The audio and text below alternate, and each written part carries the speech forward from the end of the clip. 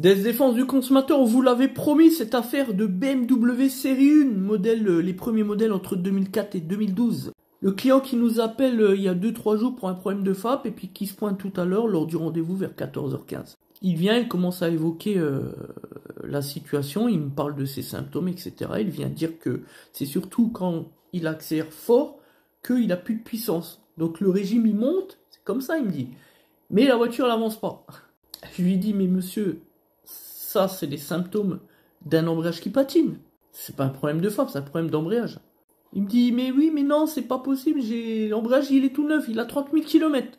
Il a été fait, il a été fait en 2022 mais il a 30 000 km, j'ai pas roulé entre temps parce que j'étais longtemps en litige avec le garagiste qui m'a fait le kitchen, distribution, tout ça.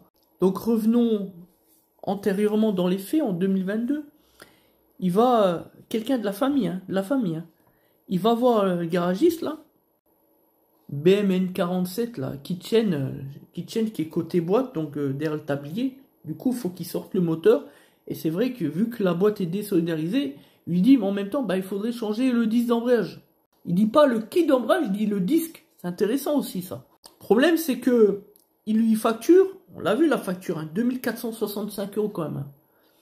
Il facture aussi le volant moteur, c'est un volant fixe là-dessus. Je pose la question, à quel endroit, à quel moment on remplace un volant moteur fixe en fonte? C'est pas un DVA, c'est pas un BIMAS, c'est un volant fixe. Donc là, surfacturation sur le volant fixe, surfacturation sur le kit d'embrayage, puisque tout à l'heure, on lui a dit au client, après son discours sur les symptômes, je lui ai dit, bah c'est simple, de toute façon, venez avec nous, il y en a pour 3 minutes, on va l'essayer là. Effectivement, j'ai été l'essayer. L'embrayage, il est pas neuf, la pédale, elle est dure, avec un point dur au milieu, enfin, c'est pas neuf, c'est très bien. Et puis surtout, elle patine la voiture. Dès qu'on accélère un peu fort en troisième, en deuxième, non, mais dès la troisième, voiture, enfin bref. Donc, un embrayage qui a 30 000 km qui patine, s'il vous plaît. Et pour la petite histoire, 2 jours après les travaux, rappelez-vous, on était en 2022, le kitchen distribution, 2 jours, il y a tout qui repète. Du coup, le client, le garagiste est obligé de reprendre le véhicule, il lui a rechangé le kitchen. Et tenez-vous bien, le nouveau kitchen, les pièces, 500 €.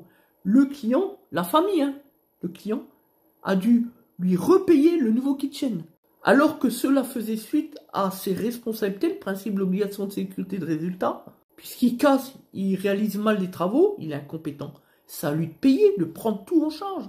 Qu'est-ce qu'il fait? Il profite qu'il est de la famille, le client, et il lui réclame 500 balles encore pour le kitchen, 500 balles. Les voilà, les super bricoleurs, les mécanos, ouais, je fais des gros moteurs, des V6, des V8, je fais des kitchens et ceci, cela. Des escrocs, des charlatans. Parce que l'embrayage, fallait oser, n'a pas été remplacé, bien sûr.